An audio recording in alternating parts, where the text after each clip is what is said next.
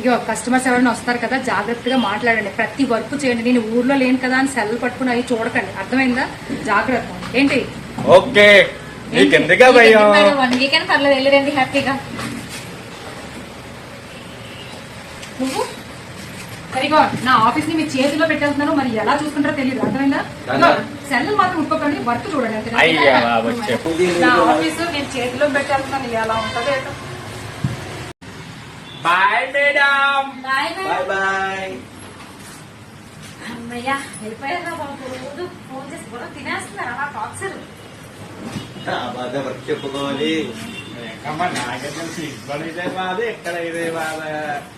ఏంట్రా బాబు అస్సలు మేడం వెళ్ళిపోయింది కదా.